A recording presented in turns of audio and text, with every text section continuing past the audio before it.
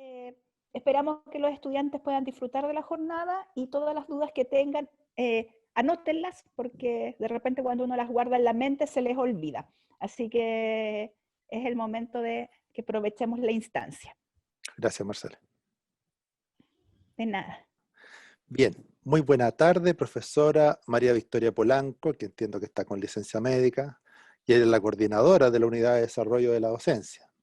Profesora Raquel Peñalosa Cabrera, coordinadora de la Dirección General de Práctica. Profesora Marcela Aracena Núñez, que es profesional que trabaja a cargo de la Dirección General de Práctica.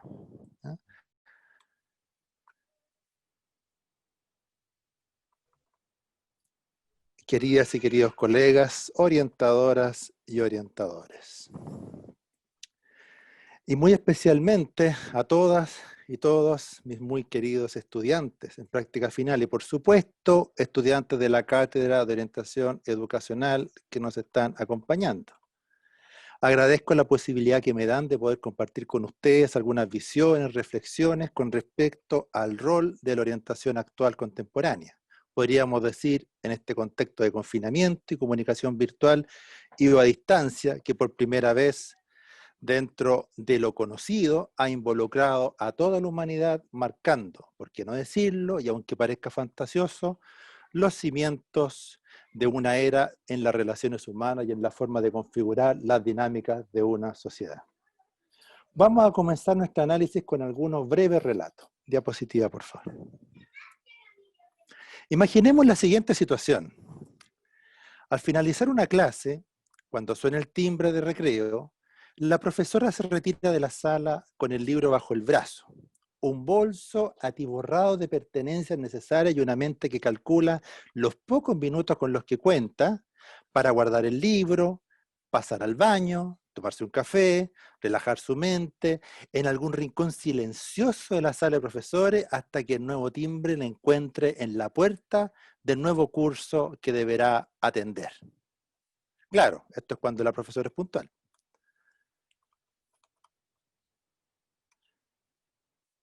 Queridas y queridos estudiantes, colegas orientadoras y orientadores, este relato parece conocido en el espacio de la presencialidad, por supuesto.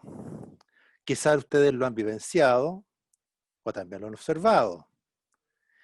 Les pregunto, siguiente diapo.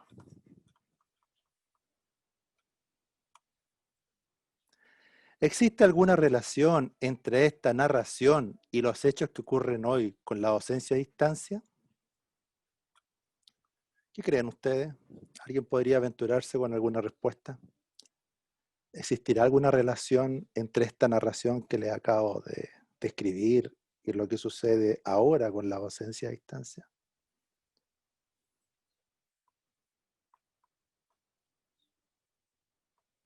Hola. ¿Aló? Sí. Carla. Sí. Yo creo que sí existe relación con el tema de que igual en gran parte de los casos el aula virtual se está volviendo una proyección del aula escolar. Entonces los tiempos se están manteniendo, aunque sí hay cambios, sí se está manteniendo esta lógica de que todavía hay temporalidades para desarrollar este proceso. Muy bien, bien, buen aporte, se agradece, se agradece. Por otro lado, siguiente diapositiva, Marcela, por favor. Por otro lado, imaginemos que esta profesora, al momento de salir de la sala de clase, con el libro y su bolso, es interrumpida por un estudiante que de forma ansiosa le narra una problemática personal que le aqueja mientras caminan hacia la sala de profesores.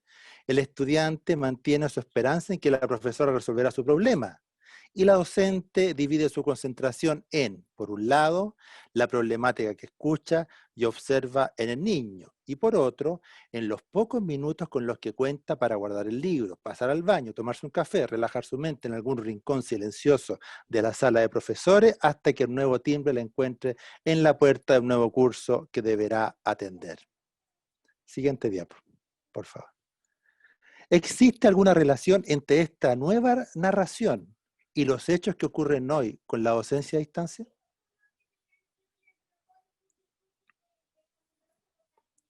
Esta narración donde nos encontramos con un estudiante que intercepta a la profesora en su tránsito a la sala de profesores para comentarle un problema. ¿Esto se manifiesta ahora en la virtualidad?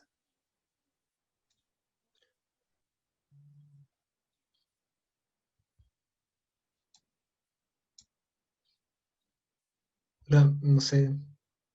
¿Sí? Yo creo que aquí cuesta un poquito más en comparación al anterior. Yo creo que el anterior como que existen colegios con clases casi presenciales y colegios donde hay mucho más difícil la conectividad con los estudiantes, pero ya no está ese como periodo como entre clases, ya como que no está el recreo como un espacio de contacto con el profesor.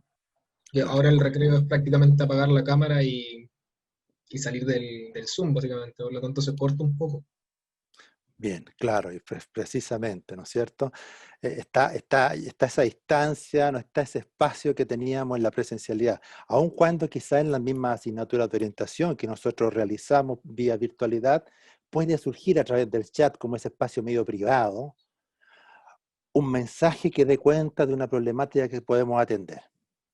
Esta presentación se enmarcará en lo que indica el Ministerio de Educación, ante la priorización curricular actual para la asignatura de orientación, específicamente con respecto a 3 focos formativos que se deben considerar.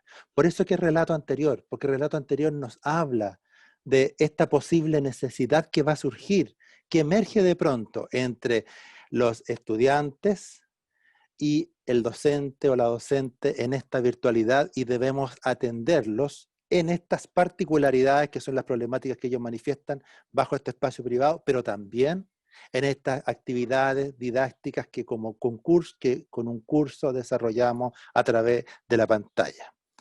Al respecto, de cara a estos focos mencionados, nos encontramos con 3 focos que van a ser el eje principal de esta presentación.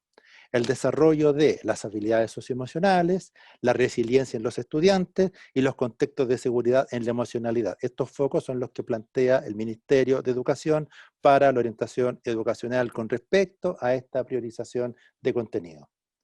A todo esto, y como ya fue mencionado, ¿qué entendemos por resiliencia?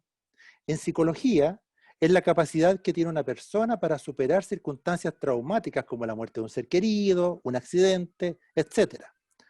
Al respecto, les dejaré unos textos de apoyo sobre este concepto. También pueden buscar al autor Boris Cyrulnik, que con Marcela conocemos bastante bien por aquellos años de estudio. Y dejo también un paper del doctor Sergio Trujillo, de la Universidad Javeriana de Bogotá, sobre la resiliencia para vuestras lecturas complementarias. Eso va a ser enviado por correo electrónico a través de la coordinación de práctica que tienen los emails de ustedes. También, y antes de avanzar con el primer foco, nos detendremos brevemente en otro concepto que citaremos frecuentemente en esta presentación. Diapositiva, por favor.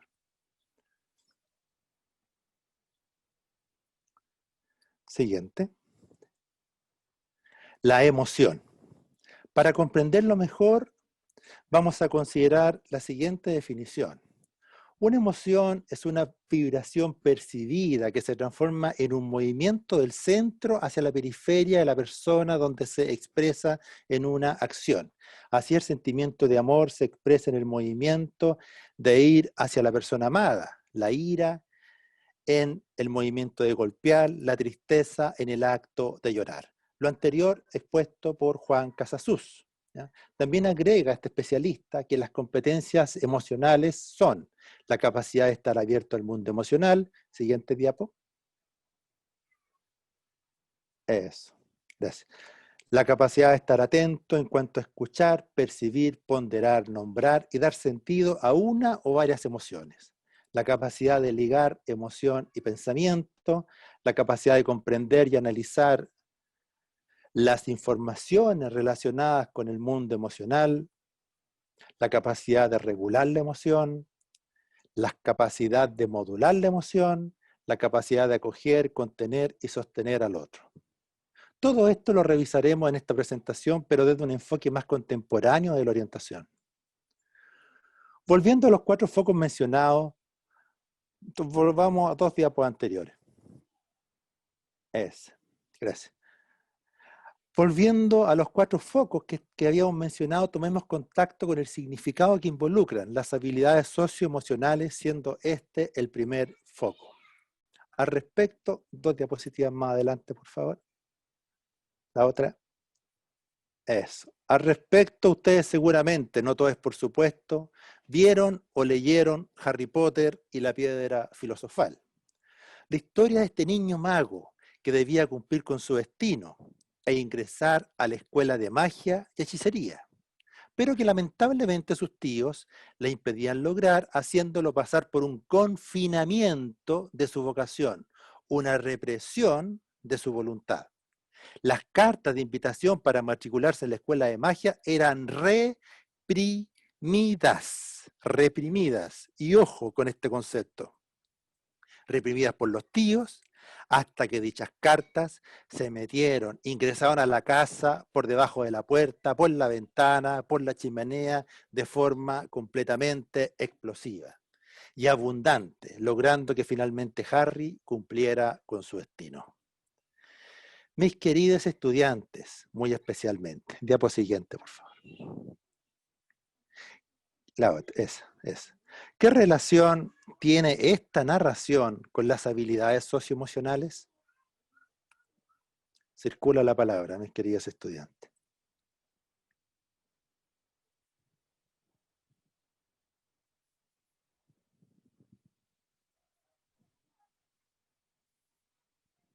¿No? Algo escucho parece por ahí, bajito.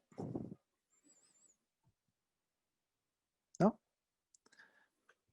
¿No tiene nada que ver Harry Potter? A lo mejor me equivoqué. Hola, buenas tardes. Creo que ahora se escucha mejor. Sí, sí, claro. Y ahora quería tomar la palabra. Agradezco la Sí, oportunidad.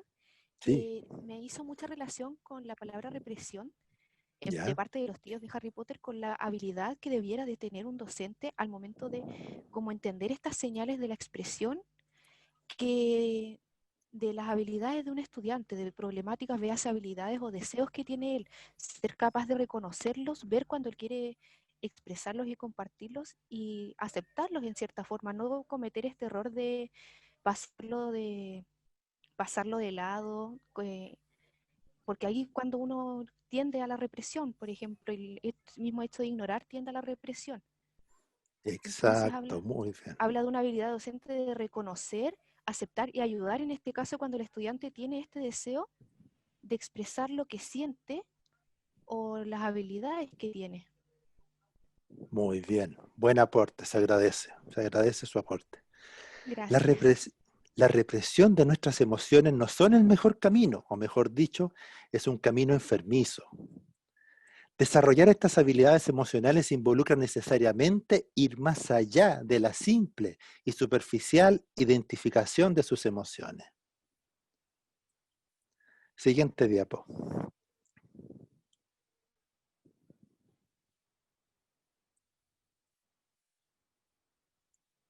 Siguiente diapo, por ahí parece que está. ¿Sí?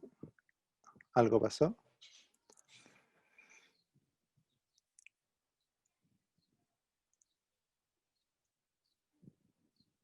Eso.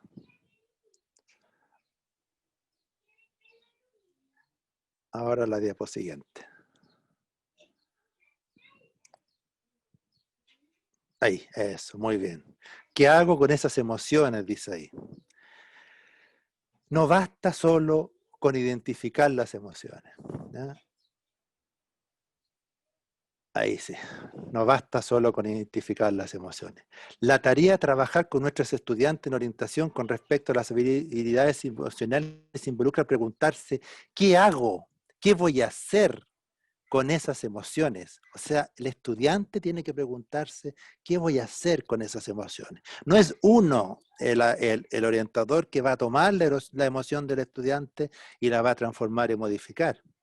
Entonces, nuestro trabajo, recuerden que es ayudar a que el estudiante se autooriente. Entonces, en eso mismo me hago la pregunta. ¿Qué hago como profesora, como profesor que está dialogando con una pantalla, siguiente diapo, que presenta un conjunto de rectángulos negros con nombres blancos, o con fotografías fijas y a veces, en el mejor de los casos, dadas las costumbres de interacción, la imagen móvil o en directo del estudiante.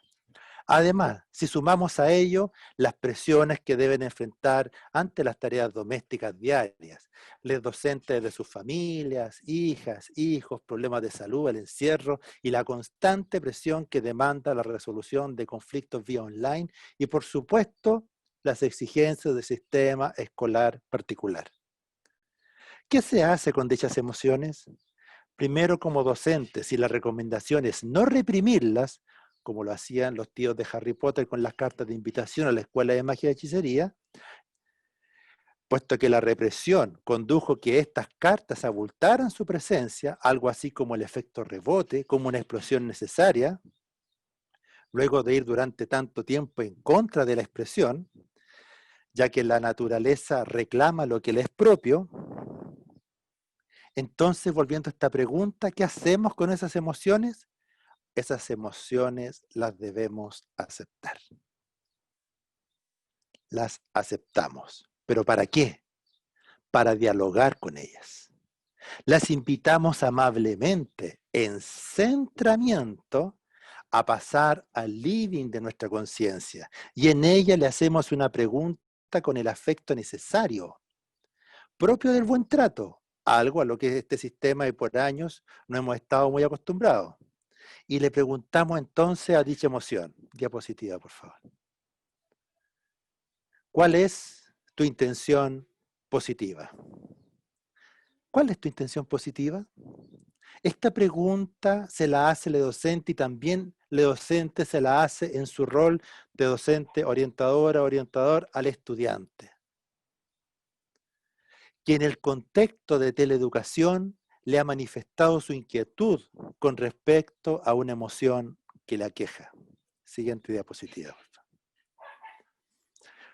Para el psicólogo especialista en programación neurolingüística, una disciplina que surge en los años 70, que actualmente está comenzando a ser muy citada en los nuevos diálogos, cursos o visiones de la orientación contemporánea, Robert Dilts, de la Universidad de PNL de California, plantea que abordar la intención positiva es develar el objetivo que involucra tal situación que para nosotros puede ser un problema o una situación no muy bienvenida y una emoción que es un tanto desagradable. Un objetivo que encierra en sí un enfoque mucho más terapéutico, mucho más sanador, mucho más constructivo, del punto de vista de lo que esperamos de nuestros estudiantes y por supuesto también de nosotros mismos. Ahora bien, algunos de ustedes podría perfectamente contradecir esto que estoy diciendo. Me podrían decir, profe, siguiente diapositiva, por favor. Profe, pero ¿cómo puedo siquiera pensar en la intención positiva si la persona que más he querido ha muerto por COVID? Si estos niños lloran de hambre, porque en su casa no hay dinero, porque no hay trabajo, ¿cómo puedo pensar en la intención positiva, profesor, si vivimos en un entorno familiar disfuncional, donde reina la violencia? Y así podemos seguir sumando respuestas lamentables y lamentablemente realistas en nuestro país. Bajo la premisa de que les orientadores no somos iluminadas o iluminados, que traemos la verdad ante la duda, me gustaría que algunos de ustedes, mis queridos estudiantes, ojo, desde la posición de futuro o futura docente, desde su rol como practicante actual, pueda comentarnos cuál puede ser la intención positiva en alguno de estos casos u otros de corte tan lamentable. Circula la palabra.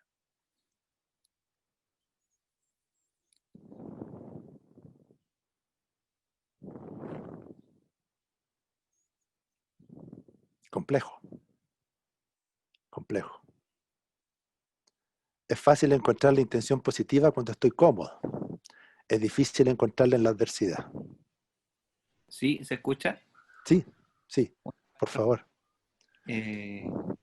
Bueno, es complejo porque ante como un escenario tan negativo es difícil buscar algo positivo, pero algo que al menos desde mi práctica que ha relucido es como la instantaneidad que tiene la comunicación. O por ejemplo, que el que ya no sé, por ejemplo, a veces un estudiante me pregunta, profe, ¿sabes que necesito, tengo problemas con esta canción? Y me dice, ya conectémonos y al tiro estamos viendo la canción y podemos estar un buen rato viendo eso. Como que en ese sentido ha sido algo positivo. A la vez que, al menos con mis estudiantes, repito, no es que sea un caso generalizado, se ha dado que al menos ha sido más, como más poetas a la hora de responder sus pruebas, como que están siendo un tanto más expresivos en las preguntas de desarrollo, se podría decir. Muchas gracias por el aporte, muy valioso y significativo. Muy bien, me imagino que usted debe ser un muy buen practicante, un muy buen profesor y va a llegar a ser un gran orientador. De cara a un intento por forjar una didáctica de la orientación en este aspecto, es necesario proyectar posibles actividades que permitan la construcción de la intención positiva, comprendiendo la subjetividad que esto implica. Diapositiva, por favor. Cuando decimos subjetividad, pareciese que estamos hablando de un enfoque poco serio y bastante volátil. Sin embargo, la orientación comprendida como la acción de acompañamiento trabaja con esa subjetividad, ya que se atienden narraciones de los estudiantes, sus percepciones y cómo éstas van constituyendo significado, que más allá del mero enmarcamiento teórico, dan sentidos a los diversos problemas que las y los estudiantes manifiestan. Ahora bien, la orientación también trabaja con evaluaciones de corte más cuantitativo, como lo son los test, entre ellos de los más conocidos, por ejemplo, en el ámbito de orientación vocacional. Siguiente diapo, por favor. Ahí tenemos tres grandes, el de John Holland, no en la imagen es referencial, pero ahí tenemos tres grandes test vocacionales, el de John Holland, el de Riasek y el más actual, el inventario personal global de Tracy. Como homenaje a sus aportes a la orientación chilena, no quiero dejar de lado el aporte con el clásico cuestionario de intereses vocacionales del Premio Nacional 2005, profesor Fernando Gutiérrez, que si bien ya está dejado de lado porque como que escapa a la contemporaneidad, es pertinente y por respeto mencionarlo, ya que aparte de haber sido Premio Nacional, también fue hijo de nuestro querido pedagógico. Siguiente diapo, por favor. Entonces, retomando, luego de ese salto, la didáctica necesaria parte con el arte que practicamos los orientadores y que es muy particular. Es el arte de hacer preguntas. ¿Pero qué tipo de preguntas?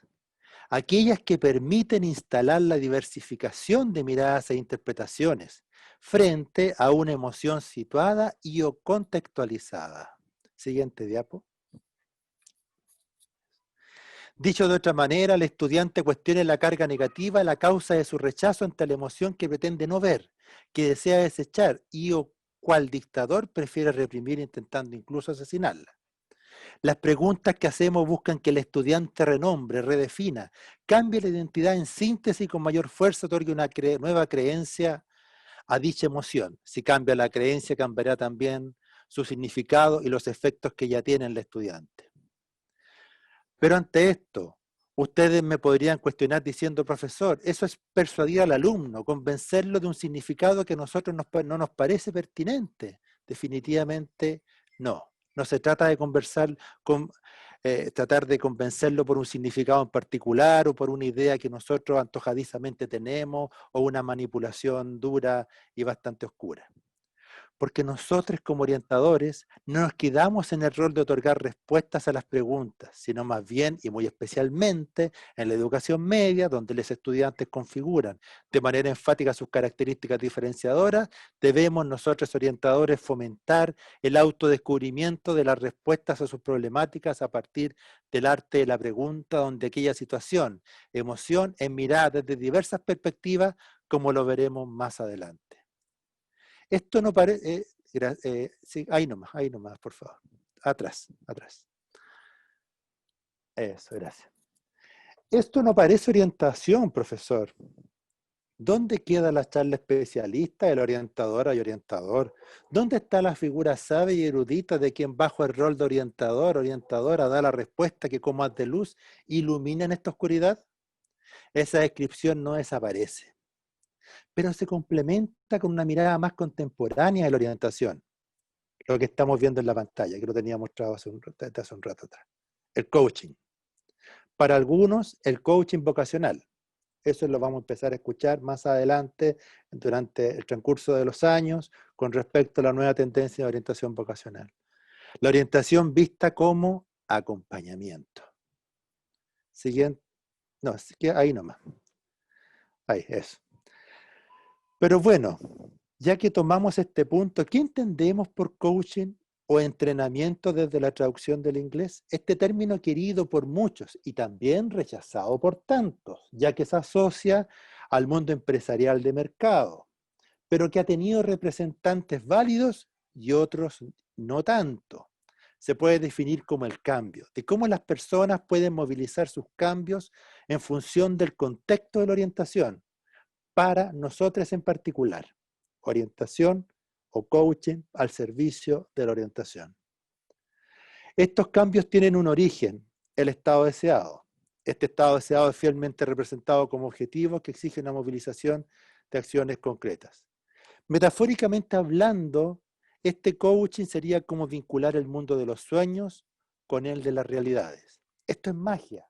Por lo tanto, y en síntesis, si vemos esta nueva figura de la orientadora y orientador como coach, como acompañante y generador de procesos de cambio hacia un estado deseado, estamos ante un mago, un brujo o una bruja que ejecuta su magia bajo un marco ético normativo de respeto, que no se instala desde una posición de superioridad hacia sus estudiantes, menos abusa de ellos, ya que tiene conciencia que detrás de esas y esos menores de edad, por muy mayores que parezcan, existen familias, y que no solamente están observando desde lejos, sino que están presentes en la estructura conductual, en las creencias y valores de los estudiantes.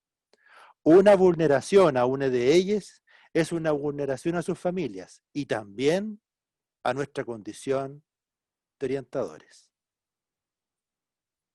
Al respecto tendremos más adelante una valiosa charla sobre derechos y deberes de los docentes en el contexto bajo la norma jurídica dictada por un destacado abogado de familia especialista en estos temas. Algo útil que ustedes van a tener después de esta charla que tienen conmigo, que es un tanto inútil. Algunos autores como Joseph O'Connor y Andrea Leitch plantean que el coach es quien muestra el camino en el cual se encuentra la persona. Le señala posibles opciones para tomar una nueva dirección y le ayuda a persistir en un cambio. Si lo comparamos con la concepción tradicional de orientación, es similar, entendiendo como aquella profesora, profesor que dicta la cátedra sobre los pasos que un estudiante debe desarrollar. Al respecto a la visión que propongo es de que el docente debe contribuir a que sea el estudiante quien desde el propio análisis de la realidad, estado problema, logre determinar cuáles son los cambios para alcanzar el estado deseado. Este coach debe ser entrenado. Pero ¿cómo lo hacemos si la asignatura de orientación ya no la tendrán todas las carreras debido al rediseño curricular y además en un semestre existen tantos temas que abordar, ante lo cual no queda espacio para más encima pretender formar a un estudiante en categoría coach? Siguiente diapo, por favor. Acá emergen como solución la conjugación de las actitudes, las habilidades, las creencias y los valores que ustedes pueden formar en sí mismos para comunicarse desde la posición de este coach, o si lo prefieren, orientador acompañante de procesos de cambio. ¿Pero cómo lo hago? Suena tan bonito, profe. ¿Pero cómo lo hago? La pregunta por el cómo. Qué importante es ese pronombre interrogativo en el trabajo del orientadora y orientador, ya que estimula que los estudiantes centren su foco en las acciones, es decir, en el proceso. Para ello, requerimos considerar 5 estados mentales asociados a posiciones físicas. ¿Qué estoy hablando? Parece algo tan raro. ¿Qué tontera está diciendo, profe? ¿Cómo es eso? Es un poco lo que estamos viendo en la pantalla, en la pizarra, iba a decir la mala costumbre. Cuando digo estados, pienso en las características que inundan a esta o este docente orientadora o orientador. El primer estado es el de alerta. ¿Alguna vez se han sentido en estado de alerta? Por ejemplo, cuando están caminando por un paseo peatonal atiborrado de gente, o quizás al andar en bicicleta o conducir un vehículo, pareciese que ahí todos los sentidos están activados, aun cuando la experiencia va determinando ciertos reflejos. Claro, uno de tanto manejar, después hablas por el celular y cosas que no debería hacer, y van manejando. Esta experiencia que hayamos tenido sobre alerta debe ser recuperada en nuestra mente y fortalecida a través de la aplicación de la molécula sensorial PACOG. Siguiente diapo, por favor. Gracias. ¿Qué es esto? Es el recorrido mental de tal experiencia, atendiendo a sus características visuales, auditivas, kinestésicas y las olfativas y gustativas, siendo estas últimas una mera extensión de la kinestésica. Para ello es necesario estar sentada o sentado o de pie, estoy hablando del ejercicio en sí, idealmente dirigido por otra persona. Respirando profundamente, una respiración focalizada en el estómago y a su vez tomando conciencia de una posición corporal determinada y asociada a este estado de alerta en particular. Algo así como decir, expresa con tu cuerpo, estando de pie o sentado, el estado de alerta, esta experiencia de alerta que en algún momento viviste. Mientras estás profundamente concentrado o concentrado en esa experiencia pasada de alerta. Estando en ella, permite que tu mente te regale un símbolo y ese símbolo conéctalo con esa posición corporal particular y respíralo. Todo eso gracias a la concentración profunda que se produce por medio del ejercicio mental y también físico en conexión con tus sensaciones que va estimulando el diálogo con las instrucciones de las modalidades y submodalidades que permite el VACOG. Yo sé que esta cosa cuesta entenderlo un poco ahora en un minuto, pero si requieren más información al respecto, no tengo ningún problema en que podamos establecer algún vínculo virtual para poder explicarlo con más detalle. Quienes han tenido clases conmigo, yo sé que lo manejan bien, pero puede que los otros manejen otras cosas bastante bien, pero esta a lo mejor no tanto, y ahí se podría desarrollar. Estos pasos deben ser repetidos con los otros 4 estados siguientes. ¿Cuáles son esos? Sostener, es decir, la capacidad de sentirse fuerte, sosteniendo, por ejemplo, una guagua, o un anciano, o algo valioso para nosotros. Luego, el tercer estado es en conexión con los demás. Alguna experiencia donde hayamos estado atentos, casi sintiendo la vida presente de esa persona con la cual nos estamos comunicando, o sea, en un rapport, en una sintonía profunda con la otra persona, casi como un reflejo de esa otra persona. El cuarto estado, el estar en conexión consigo mismo. Revivir una experiencia donde hayas estado debidamente conectada contigo misma, quizás meditando junto al mar, en tu pieza, qué sé yo, eso es privado. Y finalmente, el estado de centramiento. Una experiencia donde te hayas sentido equilibrada, centrada, como si tu cabeza pendiese de un hilo, vertical, ascendente y con los pies en la tierra. Los símbolos de esas 5 experiencias, que no son fantasías, son experiencias reales que en tu vida hayas tenido, se unen y conforman una sola, en tu mente. Un solo símbolo, que es la conjugación de los símbolos anteriores. Y todo eso lo meditas, lo respiras en un profundo estado de introspección. Eso va a generar una posición física en particular en ese momento, y esa posición física es el centramiento actitudinal del coach. Esto comparte de todo un ejercicio que uno realiza con las personas en un espacio determinado. Siguiente diapo, por favor. Gracias. De esa forma, es más apropiado enfrentar circunstancias complejas, acompañar procesos de cambio desde nuestro rol como orientadores. Claro, Esto no se puede hacer solo, como ya dije antes, es necesario que sea dirigido, guiado. Ahora, en esta latera charla que le estoy dando es más difícil desarrollarlo, pero si alguien lo estima, como le indiqué, podemos conversar el tema para poder realizar alguna posibilidad online de generar este ejercicio.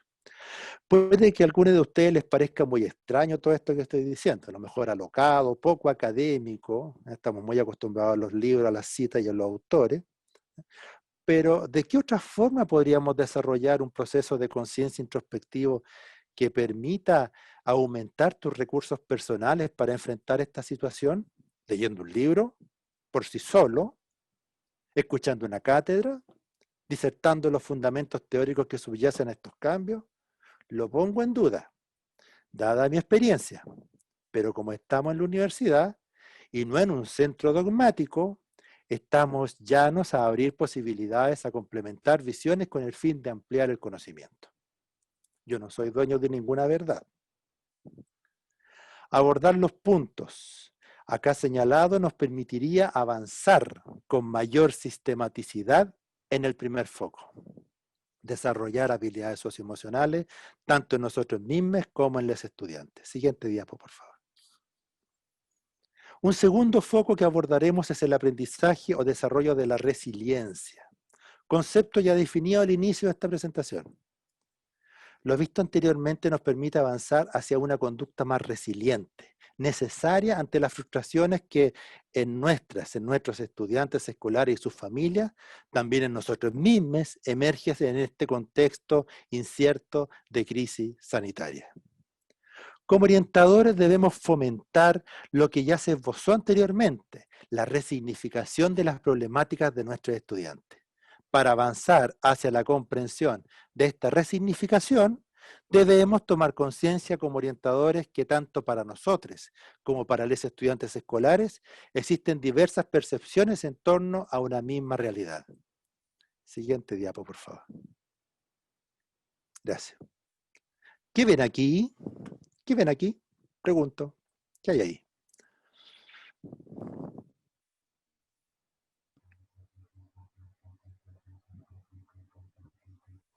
Las regiones de Chile y descritas en una imagen como las distintas culturas.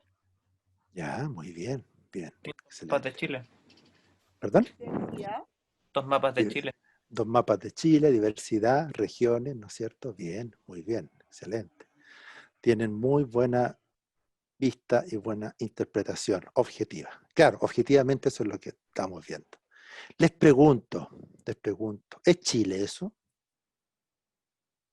¿Está Chile ahí? ¿Será Chile? Geográficamente sí. Claro, porque si yo, por ejemplo, muy bien, hija, si yo, por ejemplo, voy al norte, me voy a encontrar con esa señora caricaturizada, con ese niñito, a lo mejor al centro ese cóndor grande, o abajito ese caballero con la bandera y con una parca naranja. ¿Ya? Acá dice una compañera que son construcciones culturales. Bueno, la verdad es que esos son mapas de Chile. Vamos con la siguiente diapo. ¿Qué es eso? Una pintura del René Magritte. Seguramente la han visto en algún ramo. Es comodín, sirve para muchas asignaturas y para muchos contenidos. Dice abajo, esto no es una pipa. ¿Cómo no va a ser una pipa, profe? Yo veo la pipa ahí. Sí, claro. ¿Pero qué vemos? ¿Vemos la pipa? Lo que estamos viendo es lo que ustedes están pensando.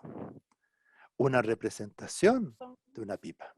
Y lo que vimos antes fue una representación del territorio chileno y sus distintas divisiones, sus distintas regiones, sus distintas culturas, etc. Pero es una representación. Dice que la compañera Carla es iconográfico. Iconográfico. Muy bien. Siguiente diapo. Siguiente diapo. El mapa no es... El mapa no es el territorio. Significado y significante, dice un compañero. Alcanzo a leer de acá, pero no veo todos los chats, pero después ahí los vamos a revisar.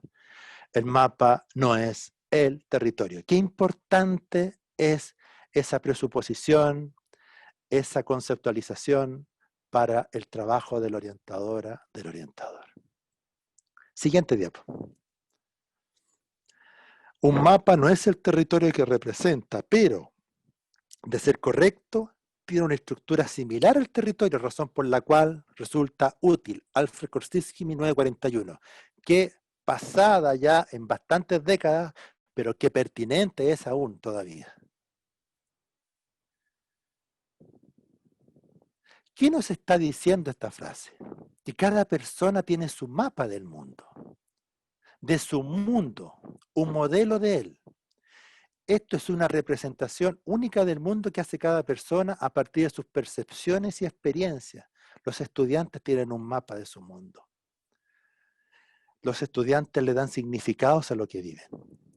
Ustedes ahora me están escuchando, quizás observando, y se están haciendo una representación de cómo creen que soy yo. Y terminará esta charla y le preguntarán, oye, ¿cómo estuvo la charla de orientación? De ese profe medio peladito, que es medio latero. Ah, el profe Cristian creo que se llama. Y ustedes dirán, fome, siempre repite lo mismo, y además se ve que el profe es medio chanta. Pero eso es una representación, un mapa. Es necesario que luego de compartir más tiempo conmigo, meses, quizás años, para que ante dicha representación digan, luego de muchos años de haber compartido conmigo, sí, finalmente ese profe era chanta, era fome latero, un profe muy loco. En el colegio es igual. No podemos quedarnos con las impresiones iniciales. La orientadora, el orientador debe ir más allá, cuestionándose en sus percepciones iniciales para obtener más información de nuestros estudiantes. No solo a partir de los tests. Recuerden que un test nunca comprende en su totalidad la dimensión de una persona, ya que esto obedece, por un lado, a un constructo teórico específico, enmarcado de ideologías, creencias y paradigmas, y por otra parte, a un diseño metodológico que también está enmarcado por la técnica. La complejidad del ser humano es tan vasta como la del universo. Sin embargo, estos tests permiten obtener ciertos puntos guía en la configuración del mapa de la persona, pero siempre será un mapa, siempre. Ustedes dirán, bien, profe, pero ¿qué tiene que ver esto con la resiliencia? Nada, directamente nada, pero en sí mismo todo. ¿Por qué la comprensión del mapa no es el territorio llevado a preguntas, a actividad didáctica con los estudiantes? Favorece que ellos resignifiquen, cuestionen su mapa, lo rediseñan.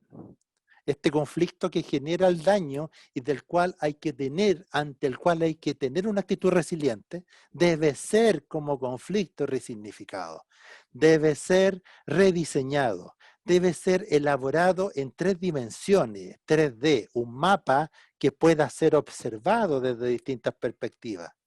Es decir, que les permita observar el objeto de análisis, este problema que le aqueja desde una perspectiva diferente.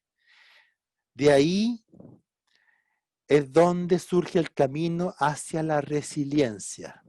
Me apoyo en un nuevo recurso, la resignificación. La resignificación. Siguiente diapo, por favor. Gracias.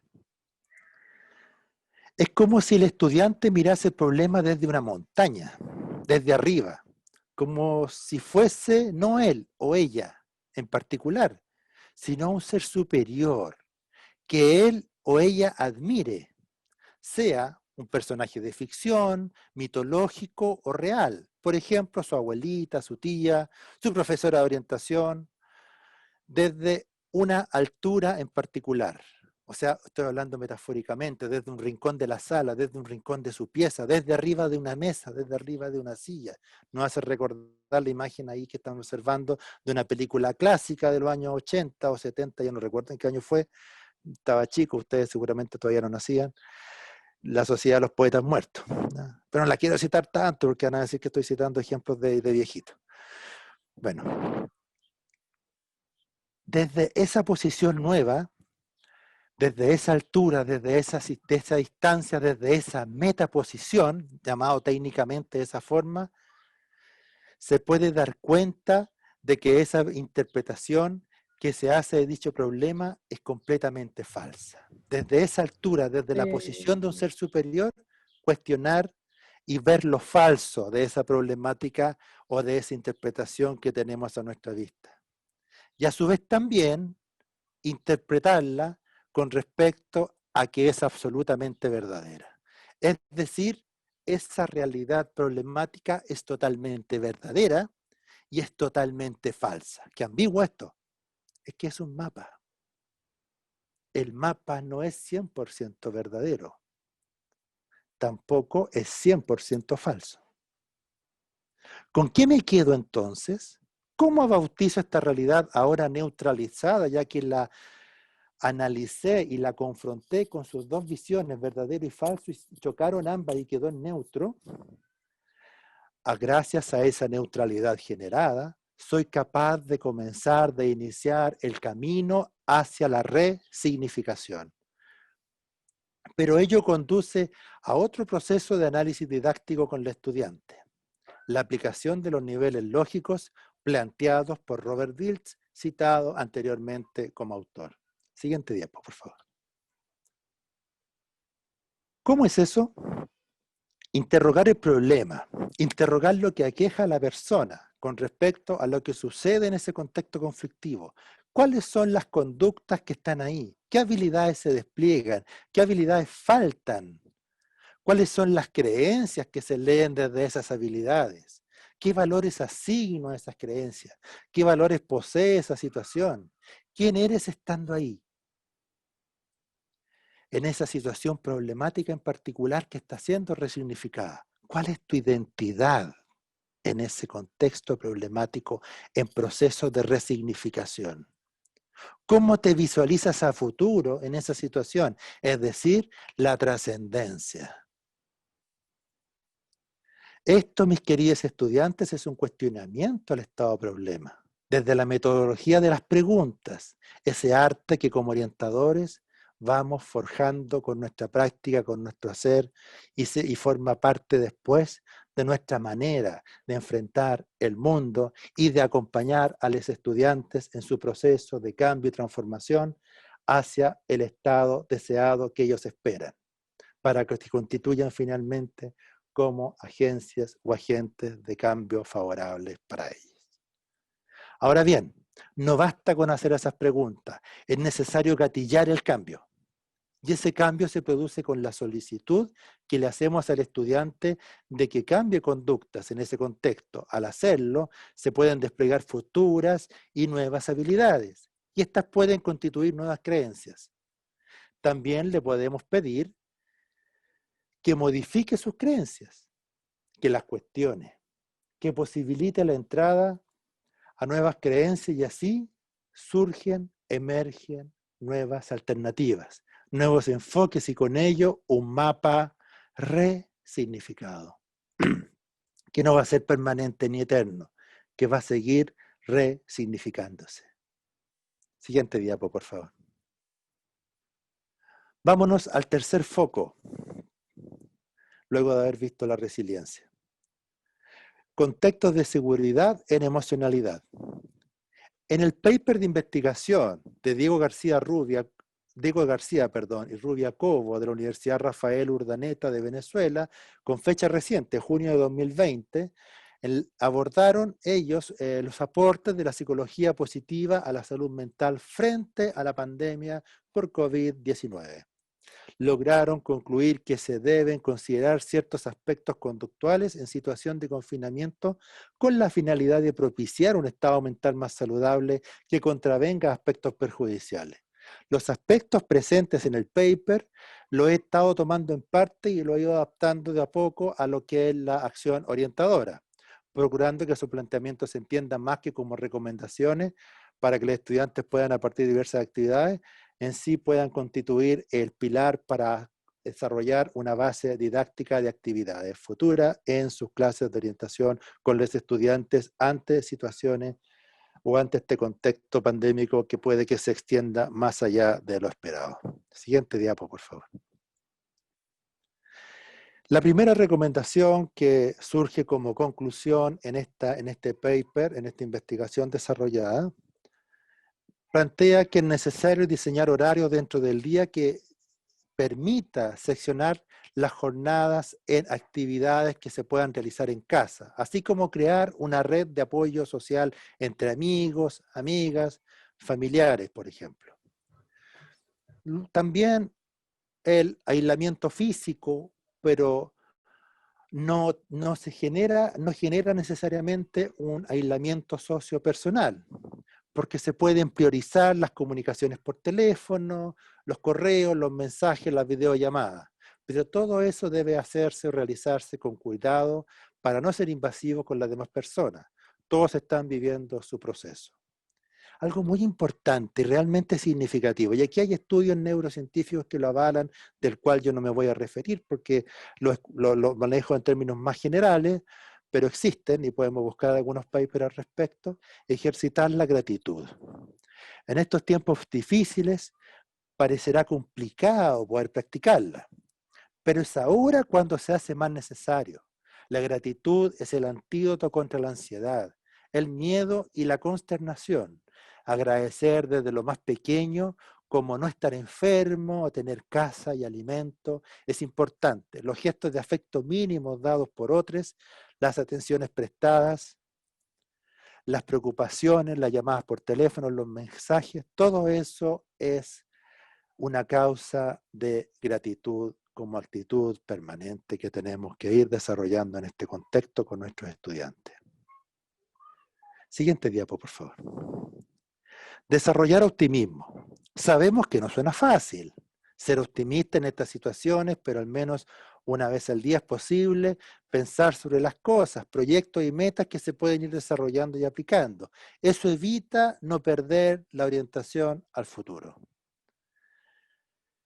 Apreciar tus sentidos, concentración en ello, algo así como meditar en el presente y sobre el presente. Una vez al día se podría hacer un esfuerzo por prestar atención a tus sentidos. Recuerda que tenemos 5 de ellos y la idea es disfrutarlos, saborearlos, experimentar sus estímulos, conectarnos con estos sentidos. 5, 4, los que sean, pero estar en conexión con esta posibilidad que tenemos. Ahí podemos citar, ¿no es cierto?, lo que vimos en Bacog, en esta síntesis de cómo nos podemos concentrar en las características visuales, las características auditivas, las sensaciones del cuerpo, el olfato y el gusto, de algún recuerdo, de alguna experiencia que necesitemos reforzar, acariciar, retomar y abrir dentro de ese tesoro de la conciencia que poseemos. Moverse. Intentar llevar a cabo actividades físicas, por más pequeñas que sean.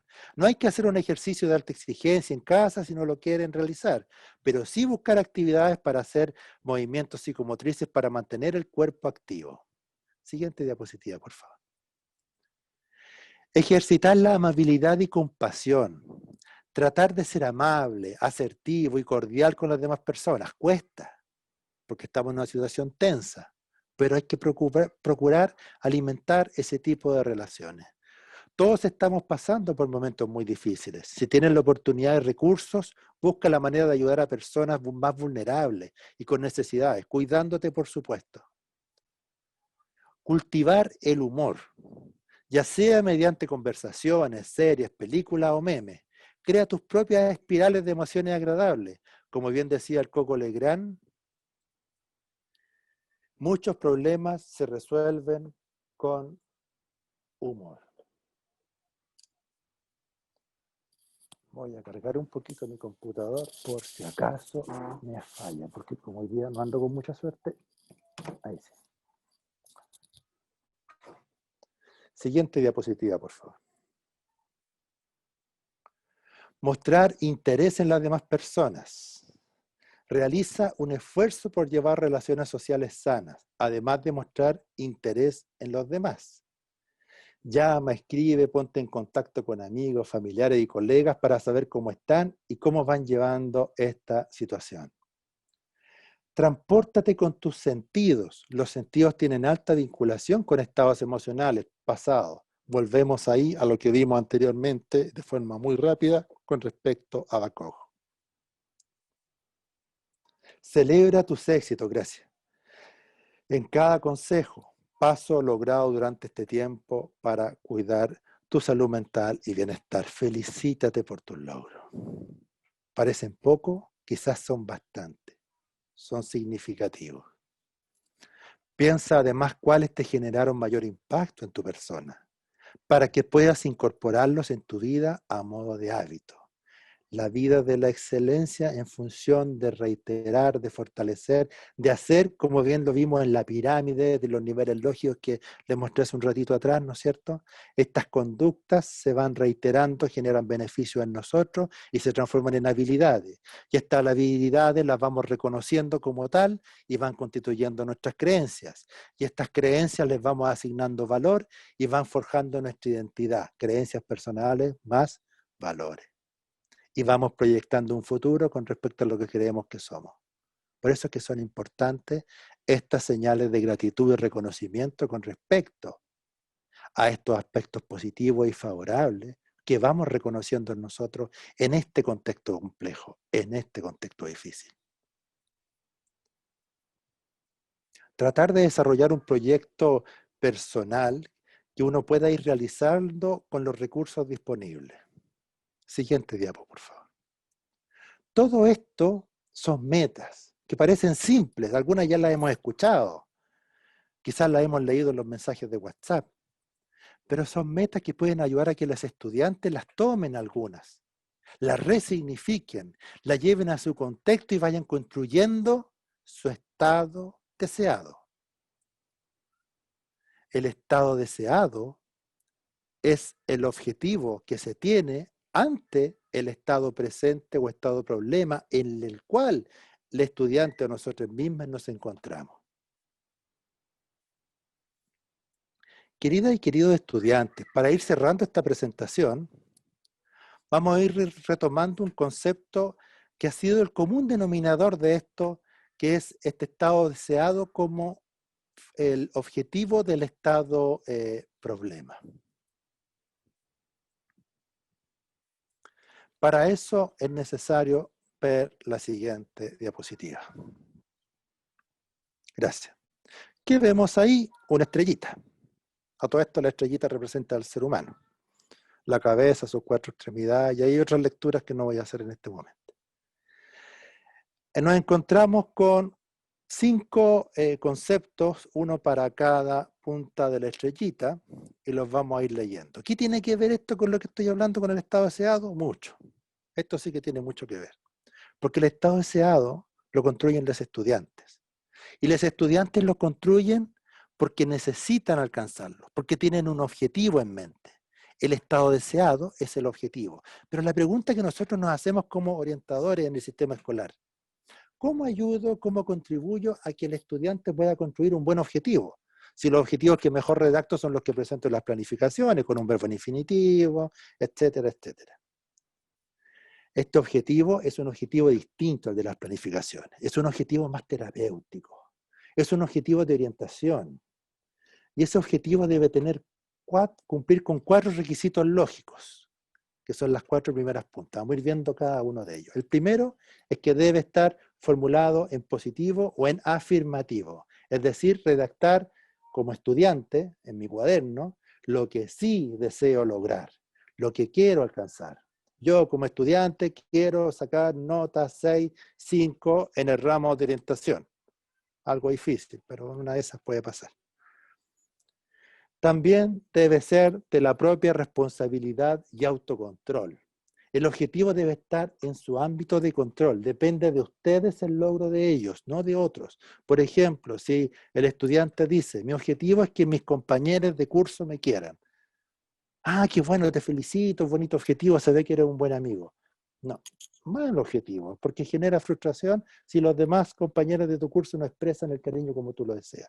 El objetivo que está en tus manos es tú expresar cariño como tú crees que puedes hacerlo, pero no que el objetivo dependa de otra persona, porque si esa persona no manifiesta lo que tú estás esperando, vas a caer en frustración porque fuiste tú quien forjaste dicha expectativa. También este objetivo debe ser específico, una descripción detallada de él. ¿Qué quieres lograr? ¿Dónde? ¿Cuándo? ¿Con quién? ¿Cómo? Los recursos. El tamaño es muy grande, no lo puedo sostener. O es tan pequeño que prácticamente ya está casi listo.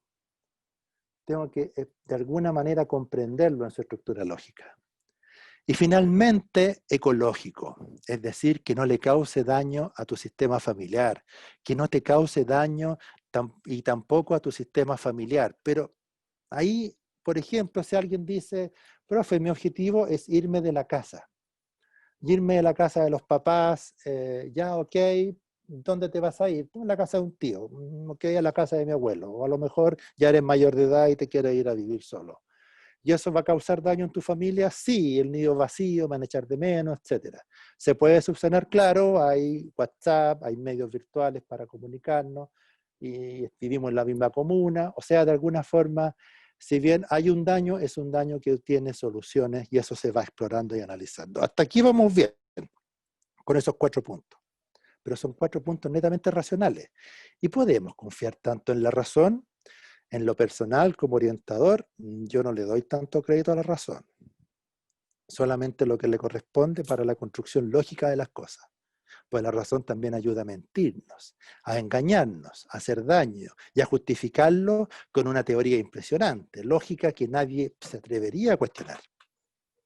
Tenemos que hacerle una pregunta a la emoción. Tenemos que hacerle una pregunta a esa voz inconsciente, a ese mensaje profundo que va más allá de la razón, que a veces está en otra estructura más inconsciente que habla y nos dice la verdad que a veces no queremos escuchar y que tapamos racionalmente.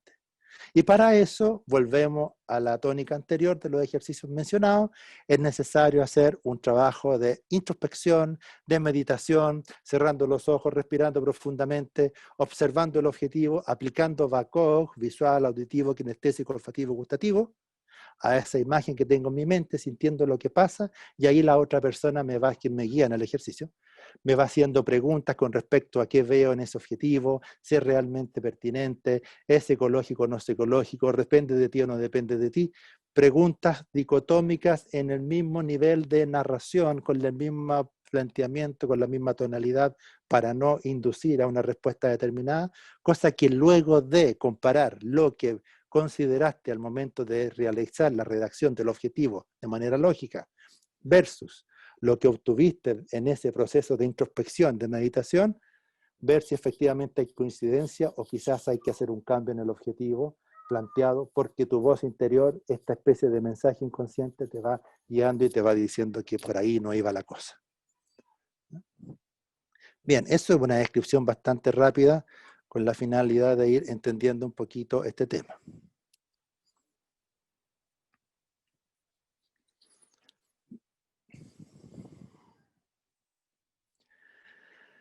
Siguiente diapo, por favor.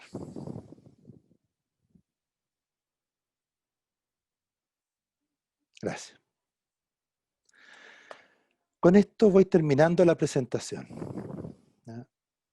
Hay muchos temas que ver, muchos temas que abordar, la verdad que cuesta en 1 hora, pero espero haber hecho una introducción que haya dejado ciertos planteamientos, ciertos conceptos, ciertas dudas, y por supuesto yo no soy dueño de ninguna verdad, para nada. Ustedes pueden cuestionar y pueden construir sus propias realidades, pero siempre teniendo en cuenta la práctica como base. Por último, para ir cerrando, una reflexión. Recordemos que la orientación es ahora, en este contexto de confinamiento, de crisis sanitaria, prioridad en la formación emocional de nuestros estudiantes escolares. Conectémonos con la didáctica de la orientación. Configurémosla con los distintos recursos que podamos ir obteniendo de diversas disciplinas que le pueden ir aportando. La orientación que antes estaba relegada a un cuarto alejado y marginal ha pasado a ser protagónica, al igual que también la asignatura de arte. Por lo tanto, la orientación dejó de ser patito feo para convertirse en un bello cisne. Muchas gracias por su atención. Pido disculpas por las licencias que me tomé y agradezco sinceramente vuestra generosa acogida. Muchas gracias, Marcela, por apoyar la presentación con las diapositivas. De nada, Cristian. Ahora la invitación es a los estudiantes, si tienen alguna duda o quieren relevar algo. Yo encuentro que es súper interesante que en el fondo se relevara el ejercicio del coaching como un apoyo hacia la orientación, el tema del BACOG y también invitarnos a reflexionar en torno a cómo se tiene que hacer la vinculación desde la objetividad hacia la emocionalidad. Entonces, yo no sé si a lo mejor tiene alguna duda algún estudiante o alguien quiere sumar algún aporte. Quizás en el chat hay algo, a lo mejor, no sé, Marcela, tú tienes Sí, más o acceso. sea, te dicen, excelente presentación. Gracias, Cristian. La veo. Ya, no, pero alguna pregunta. De repente Pero alguna- hasta el momento no surgieron tantas preguntas. Sí mencionó en un principio que, que frente al tema también estaba intensificado sobre las responsabilidades del hogar y las necesidades de retroalimentación de los y los estudiantes. Entonces que también a lo mejor hay otros medios que se convierten en este espacio de diálogo, pensando en el tema del recreo. Entonces se menciona que el WhatsApp se convierte en ese espacio de interacción, que Interesante. anteriormente uno lo veía en el espacio del recreo. Da para una Y investigación eso. Muy da para una interesante la observación. investigación que serían Sí, los nuevos medios. sí. Pero no sé si hay alguna pregunta que tienen los estudiantes o en este momento están más o menos claros hacia dónde apuntaba el ejercicio. Sí. Pregunten, por favor. Recuerden que si ustedes no entienden, no es por capacidad, es porque yo explico mal.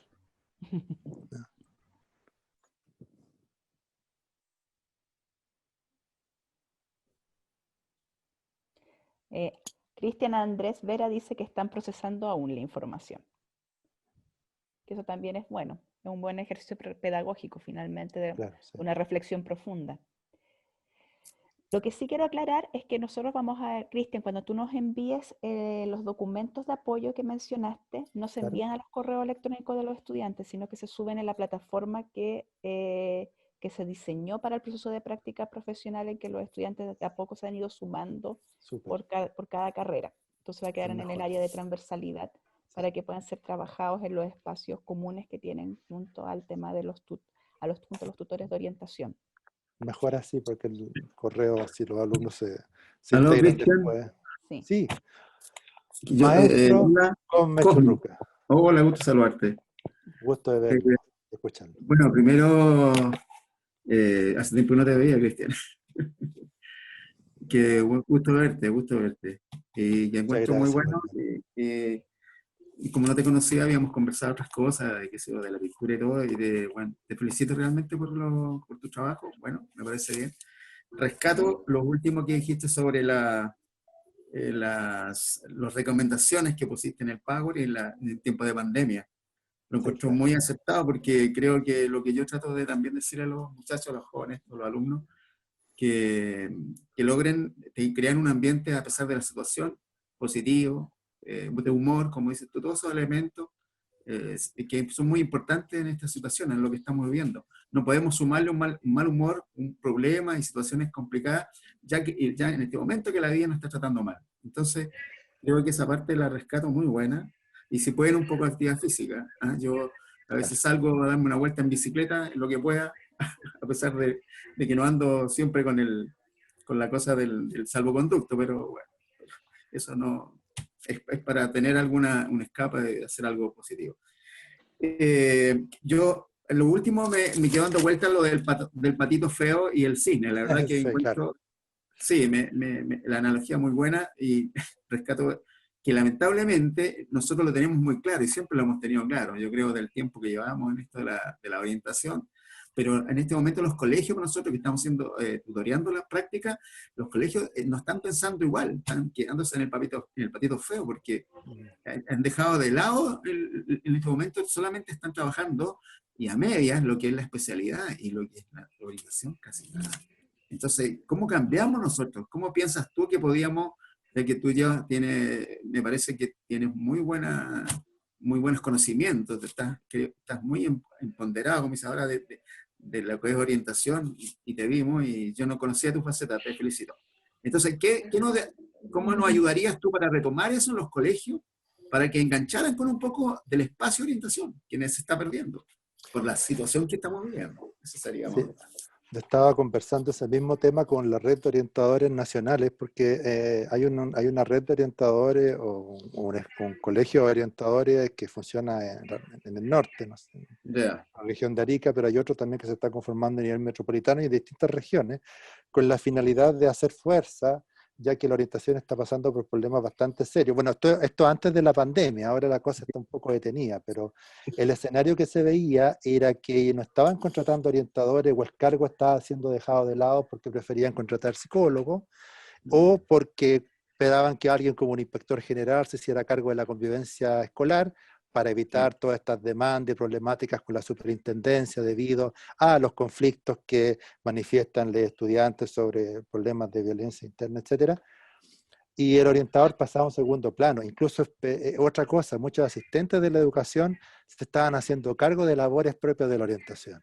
Entonces, esa especie de construcción de patito feo de la orientación es algo que comenzó a hacer eco en toda la comunidad orientadora a nivel nacional y se procura levantar la voz y, por ejemplo, exigir que la circular 600, que es bastante antigua, ya estamos hablando de la década del 90, pero que todavía está vigente, se transforme en una obligatoriedad para los establecimientos para que sea necesario que quien ejerza el rol de orientador sea orientador, profesor, con esa mención o con esa especialización y no psicóloga o psicólogo o alguien de otra disciplina. Eso por una parte.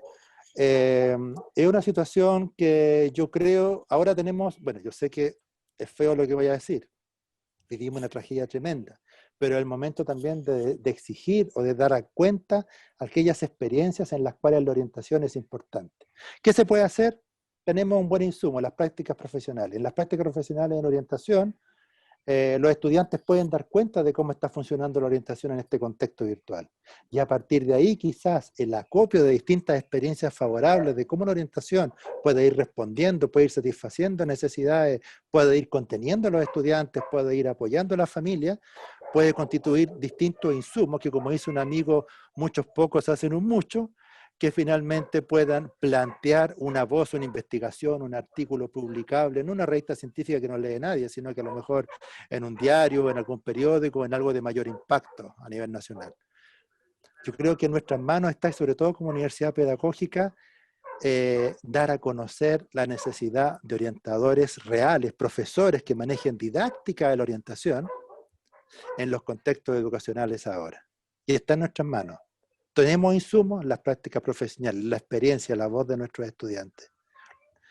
Es un deber. Y así que hay que hacer red, hay que hacer apoyo y generar una manifestación pública con respecto a estas necesidades.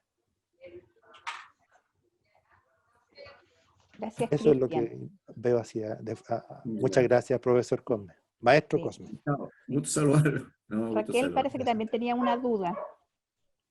Sí, yo quería agradecer a Cristian por un lado y por el otro hacer una consulta en relación a lo que sería esta didáctica de la orientación.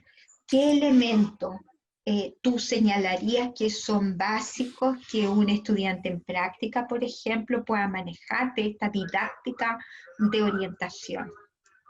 Es una muy buena Dentro de pregunta. todos los que mencionaste. Claro, Ya. es una muy buena pregunta y yo creo que sería irresponsable de mi parte pensar que, por ejemplo, lo que planteé en la presentación constituye en sí lo que debe constituir la didáctica de la orientación, pero sí habría que tener ciertos principios claros, ¿ya? Esos principios yo creo que exigen una buena investigación, y aquí quiero invitar, si alguien quizás me apaña en esto y podemos hacer algo juntos, una investigación que lo primero que debe realizar es una revisión de los distintos modelos de enseñanza que se han desarrollado, por ejemplo, desde que tenemos conciencia de la orientación en el siglo XX, quizás para atrás con alguna otra experiencia que se vinculen con ello, con respecto a la orientación educacional. O sea, la pregunta acá es, ¿cómo orientan los profesores y orientadores? cómo orientan los profesores que no tienen título de orientación, pero por ser profesores son orientadores, porque recordemos que la Exactamente. orientación es consubstancial, como bien dice su definición, al proceso educativo. Entonces, hacer Y una el revisión 600 lo deja remarcado, así lo deja que remarcado, claro, es algo que tenemos muy presente. Entonces, es muy importante hacer esa revisión de distintos modelos con la finalidad de extraer de esos modelos la didáctica presente en cada uno de ellos en cuanto a cómo se ha hecho orientación, hacia dónde ha apuntado esta orientación, cuál ha sido el tipo de ser humano que se ha tenido presente, para qué tipo de sociedad, y a partir de ahí construir un modelo didáctico pertinente para la contemporaneidad con respecto a orientación. Entonces, claro, para poder responder a esa pregunta de manera más científica, es necesario hacer esa revisión previa. Ahora, si quiero responderla de manera más inmediata y un poco antojadiza, no sé si responsable, pero sí antojadiza, yo creo que hacer eco de que la orientación actual, por lo menos no actual, pero la orientación tradicional se ha valido mucho de test, de mucho cuestionario, de mucho papeleo aplicado en los colegios, pero como bien lo mencionamos, el test no logra comprender lo que es el ser humano en su totalidad, pero una parcialidad. Si hasta uno mismo me hacían test en los colegios y yo inventaba la respuesta para que saliera el resultado que me interesaba que vieran los profes. Entonces, al final, y eso, no hay que ser inteligentes. Así es que, en el fondo, yo creo que hay que sostener la orientación con nuevos recursos disciplinares. Está por un lado la PNL, que a algunos les gusta, a otros la odian, pero hay otras disciplinas, hay otro enfoque, hay otro esquema. Ahora las fronteras disciplinarias están más difusas. Estamos viviendo un contexto de mayor pluralización de enfoques, de entornos, de paradigmas. Hay que necesariamente abrirse a esos espacios, generar equipos de investigación interdisciplinar, trabajar en los colegios, trabajar con estudiantes, ir levantando hallazgos y a partir de ahí poder construir una nueva orientación. Yo creo que es necesaria y hay que trabajar por ello y ojalá que en la universidad podamos hacer algo al respecto. Así que con respecto a su pregunta, profesora Raquel, que le agradezco mucho, lo único que podría adelantar es, por un lado, revisión modelos pedagógicos vinculados a orientación y, por otro, pensar en una orientación contemporánea que abrace o se vincule con distintas disciplinas para ir constituyendo un hacer que tenga buenos resultados en ciertos contextos. Y en lo que se refiere a la construcción de relaciones, por ejemplo, que muchas veces es el punto que un estudiante en práctica tiene muchos problemas, sobre todo en la primera fase. Él tiene que llegar a descubrir cuál es la forma que él le surge esta construcción de relaciones y que toma un tiempo aquello. Es difícil. Exacto. Y más en esta modalidad online donde tú decías, tenemos cuadritos negros con nombre y eso es lo que estamos usando. ¿Cómo hacer esa construcción de relaciones? Claro, bueno, ante la presencialidad yo siempre me imaginaba una universidad pedagógica así como un hospital. Por ejemplo, admiro esas escuelas de medicina que tienen al lado, adosadas a su escuela de medicina, un hospital clínico. Entonces los estudiantes van a clases de distintos ramos de medicina, pero cuando hacen su práctica se pasean por el hospital clínico, van al pabellón, atienden pacientes con los médicos titulares. Entonces su relación con el quehacer de la atención a pacientes está constantemente presente en su formación de médico. A mí me encantaría tener una universidad pedagógica adosada o cercana a un colegio, nosotros igual tenemos un colegio, donde estemos un poco lo que están haciendo ustedes con los campos pedagógicos, que va un poco desde esa línea, donde estemos constantemente viendo estudiantes que están en el colegio junto con profesores, trabajando constantemente desde los primeros años, para que ahí, en ese primer año, en esa interacción con los estudiantes en la sala de clase, vayan emergiendo por parte del estudiante estos conflictos que les son propios y que surgen en la interacción sala de clase con estudiantes que no te pescan, que no quieren nada contigo, que te conflictúan, que también de alguna manera demandan tu dimensión de joven, porque estás en edad más o menos cercana, quizás a cuarto medio, entonces a veces se confunden un poco los roles, se confunden las perspectivas. Entonces todo eso debe ser acompañado por profesores en la universidad, no esperar la práctica final, sino que sea un proceso desde los primeros años. Y ahí, en ese acompañamiento que nosotros como Universidad Pedagógica le damos a estos estudiantes que están en constante interacción desde los primeros años en el colegio con los estudiantes, viviendo emociones en conciencia, más allá de estar pegado en una disciplina teórica, vamos a ir construyendo, creo que de mejor manera, un estudiante que cuando ya salga de la universidad o esté en la práctica final, ya tenga trabajado psicológicamente, mentalmente, en su conciencia, estas distintas vicisitudes emocionales que están presentes en estas interacciones con los estudiantes en el colegio. O sea, es una maduración que así se va haciendo paso a paso. Algo así como carrera de medicina, hospital clínico, Sí. universidad pedagógica, junto a colegio. Y tú la propones dentro de la trayectoria formativa, es decir, Sí, muy presente sí, en la trayectoria. Sí, exacto, así debería ser. Sí, así es. Por último, acercamientos, claro, acercamientos con más contención, con más profesor presente, pero participación, hacer clases, entrevistar estudiantes con apoyo de otro profesor ahí. O sea, hay que hacer una dinámica, es transformar, es como tomar una escuela, y si esa escuela es parte de la universidad.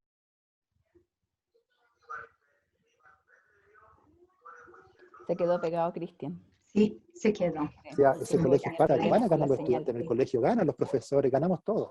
Pero eso es un cambio de paradigma prácticamente nuestro con respecto a relación con la escuela. Ok. Ok, gracias. ¿Se quedó? Sí, ahí se escuchó la voz ahí sí volviste, Cristian. Ya. Pero está medio pegado. ¿Sí? Ahí sí. Sí. Sí. Sí, ahí sí. Ya. Ahí me Sí, quedé. sí.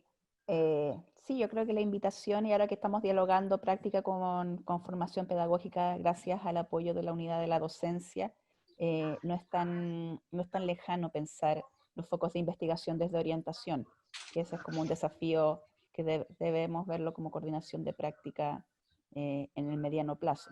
No te puedo decir para mañana, pero, pero sí poder empezar ya de a poco a hacer los diálogos, que eso es vital, tanto para el crecimiento de nuestros estudiantes como también para el crecimiento de la universidad. Claro. Sí. Y no sé si alguien más quiere agregar alguna otra pregunta, alguna otra duda. Julia. Sí, Por súper. favor. Ay, no, Ahí está. hay alguien más. Carla Tapia. Carla o Cristian quieren hablar. No sé quién de los dos quiere hablar. Carla. Ya, Carla y después tú, Ya. Cristian. Profesor, tenía una duda respecto a la escuela como el contexto de seguridad, de orientación. Considerando que estamos en un contexto de pandemia y que nuestro único contacto y vínculo es el estudiante en este caso, quien nos puede transmitir ese contexto de inseguridad, ¿cómo abordamos esos conflictos? Considerando que ya no existe como este Tú dices, a ver si espacio logran. particular, por decirlo de alguna forma, como de poder dialogar de manera así como más privada, de alguna forma, con el estudiante sin que se llegue a otra lógica, considerando que nosotros vamos como practicantes y que tampoco tenemos mayor conocimiento respecto a no sé, pues vamos a tener un tiempo de observación, pero no vamos a tener como esta interacción anterior con ellos. Entonces, ¿de qué forma podemos buscar como saber un poco más de ellos, pero sin tampoco pasar como los límites de practicante-estudiante? Sí, te entiendo. Bueno, cuando uno es practicante, todo pasa por la profesora o profesor titular con el cual uno está trabajando, ya tanto en orientación como en la especialidad. Por lo tanto, las iniciativas personales propias son de alguna manera consensuadas con ellos. Ahora bien, ¿qué hacer? Es un poco quizá sembrar la semilla, podríamos decir, cuando uno desarrolla una clase de orientación y aborda ciertos temas de manera virtual, online en este caso. Los estudiantes lo escuchan, en el mejor de los casos lo atienden, meditan y quizás a alguien le llega algo. ¿Hay algún aspecto de ese tema que gatilla un interés por parte del estudiante para después comunicarse con nosotros y poder a través de la virtualidad establecer algún diálogo, alguna conversación, la cual debe ser trabajada con mucha prudencia. Yo siempre sugiero conversar con el profesor jefe si es que se puede grabar, pero ahí es complicado porque hay que pedir un asentimiento al estudiante que es menor de edad para poder ejecutar una grabación. Pero sí es necesario a partir de ahí a tomar aquellas inquietudes que surgen en los estudiantes a partir de los temas que tratamos. Pero también hay que considerar que el estudiante a veces no se siente conectado, motivado con ello. Ahí nosotros quizás hacemos diagnósticos, preguntas, recoger información. ¿Cuál es el principio fundamental en esto? Obtener la mayor cantidad de información posible de los intereses y las preocupaciones de los estudiantes por medios virtuales. Es cierto, quizás para nosotros nos puede resultar más extraño, pero a los estudiantes no. Ellos están virtualizados, están acostumbrados a usar redes sociales, Instagram, Facebook, están acostumbrados al WhatsApp, están acostumbrados al recurso de comunicarse por ahí. De hecho, a veces, no es irrisorio, pero llama un poco la atención para uno que está más viejo. Me ha tocado ver clases de estudiantes de colegio ahora en la virtualidad, donde a veces no hablan y solamente se comunican por el chat. Como que les encanta escribir, como que el escribir mensajes por chat para ellos es más estimulante. De hecho, yo tengo una hija de 5 años que se comunica en clase en el jardín y pasa durante toda la hora escribiendo en el chat. Claro. Entonces, en el fondo, aquí apunto que esos son medios que ellos utilizan como vías de comunicación y que nosotros podemos utilizar. Solamente que aquí yo quiero ser bien enfático. Son menores de edad, tenemos que tener mucho cuidado con las comunicaciones que establecemos con ellos. Si tenemos cuidado en la presencialidad, también en la virtualidad. Y también tener un criterio de desconfianza, porque no sabemos lo que puede pasar de pronto con ciertas malas interpretaciones que se hagan de las comunicaciones que tenemos con ellas. ¿Ya? Por eso ustedes como practicantes, siempre de la mano del profesor tutor, la profesora guía, siempre un poquito de bajo perfil, pero aún así siempre planteando propuestas, claro, mejora, siendo proactivo. Pero preguntando, ¿sabe que este estudiante me escribió tal cosa? Parece que tiene este problema. ¿Lo podemos abordar juntos? ¿Qué puedo hacer? ¿Qué me recomienda usted? ¿Le parece esta idea? Lo converso con él, le mando una invitación para Zoom, para Meet, para que hablemos. ¿Lo dejamos por escrito mejor para que quede evidencia? Entonces, de esa forma, ustedes van abordando la comunicación. Para los estudiantes es natural. Pero quizás te le acomoda de repente estar con la pantalla apagada y hablar, sabiendo que es ese estudiante que está ahí. Ustedes con mucha prudencia lo abordan, pero siempre consultando a su profesor guía. Eviten tomar iniciativas en particular, como quien dice, hoy parece que este estudiante tiene problema, le voy a escribir, sin decirle al profesor tutor. Hoy el profesor tutor, perdón, el estudiante me contó este problema, listo, lo voy a invitar y vamos a conversar. Y el profesor tutor nunca supo. El profesor guía del colegio me refiero. Y también al tutor de la universidad. Entonces después hay problemas con apoderados y ahí el tete es bastante grande. No sé si logro responder un parte de la pregunta, hija. Sí, profesor, gracias. Además, Carla, yo quiero anexar algo. Es súper importante que en el periodo de observación que ustedes utilicen, es vital que desarrollen buenas entrevistas a los profesores jefes, o bien al equipo de convivencia escolar si quieren levantar diagnóstico del establecimiento. En este escenario, pensar que a lo mejor el diagnóstico va a salir directo de los estudiantes es el escenario más lejano y es el menos criterioso. Entonces, la verdad que el diagnóstico probablemente va a pasar en gran parte por la información que te puede dar el profesor jefe, el profesor del subsector y también el equipo de convivencia escolar, si es que no tienen mucha vinculación o bien el orientador del establecimiento. Y es por eso que también es bueno tener claridad que una buena entrevista implica un buen trabajo de rapport, una buena construcción del instrumento y tener no un ejercicio del cotidiano de la pregunta, sino que en el fondo buscar y cuestionar la pregunta para que te dé insumos válidos. Así que esa es la fase que ustedes van a tener en el fondo del diagnóstico, porque también es lo más cercano a la realidad. Cuando ustedes se inserten en el mundo laboral, no van a tener probablemente tiempo de 2 semanas para observar su curso, sino que probablemente van a conocer al jefe de UTP, el jefe de UTP le va a dar un par de indicaciones sobre el curso que tienen que tomar y con eso van a poder hacer su diagnóstico rápidamente. Lógicamente que después la presencialidad uno termina conociendo el curso, pero las primeras semanas son solamente de saber hacer la pregunta indicada a los agentes claves del establecimiento. Y los agentes claves en el establecimiento en este momento sigue siendo el profesor jefe, sigue siendo el profesor del subsector que está asociado a tu asignatura y las otras áreas que pueden ser desde equipo de convivencia escolar, orientador o bien UTP, si es que tienes el proceso de inducción. Es eso. Y ahora sí, Cristian era el siguiente que había preguntado, Gracias. ¿cierto? De nada. Gracias, muchas gracias. Junto con saludar nuevamente. Profe Cosme, ¿cómo está? Una consulta, es que siento que la charla como que se vio al practicante como docente, lo cual está bien.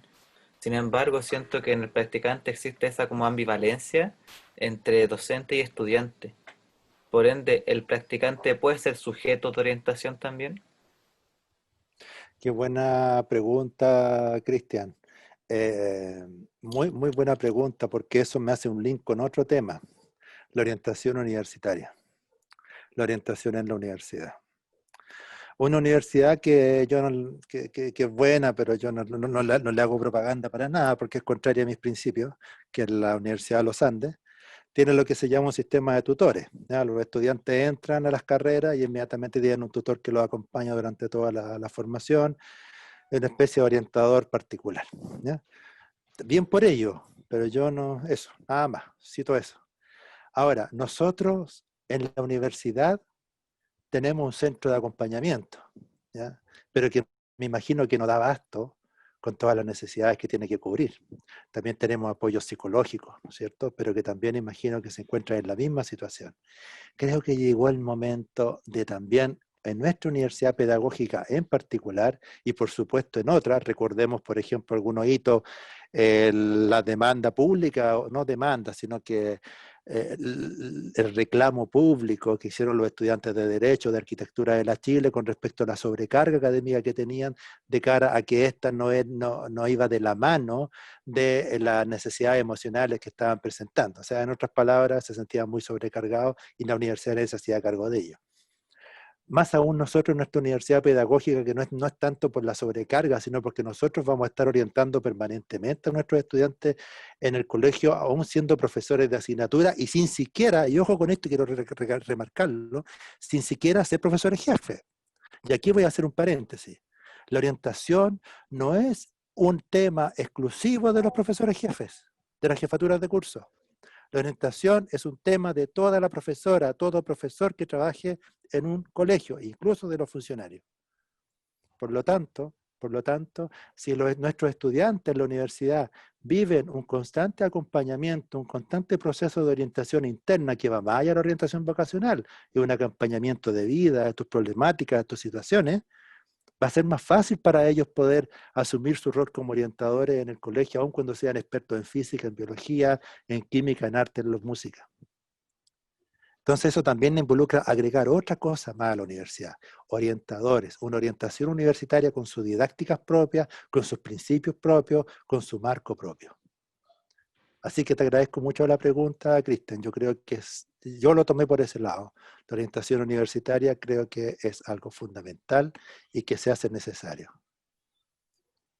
No sé si se conecta un poco con lo que está preguntando. Sí, totalmente. Gracias. Muchas gracias a usted. No, gracias. Creo que no hay más preguntas, Cristian.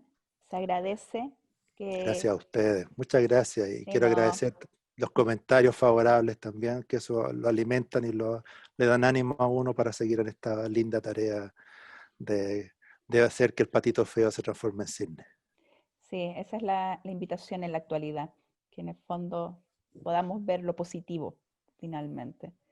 Y nada, pues te agradezco por todo el apoyo que nos diste y la apertura que significó hacer esta vinculación con formación pedagógica, la que implica que de aquí a octubre va a haber una serie de charlas. La próxima charla también va a ser relacionada a vulneración de derechos de los niños, y creo que es muy importante que asistan los estudiantes y ojalá que también pasen la voz entre sus mismos compañeros, porque es una temática muy delicada y que sí nos convoca como docentes todos los días. Y probablemente también uno muchas veces cuestiona sin darse cuenta qué implica los derechos de los niños y cómo a veces con pequeñas palabras nosotros también inconscientemente entramos en la lógica de vulneración.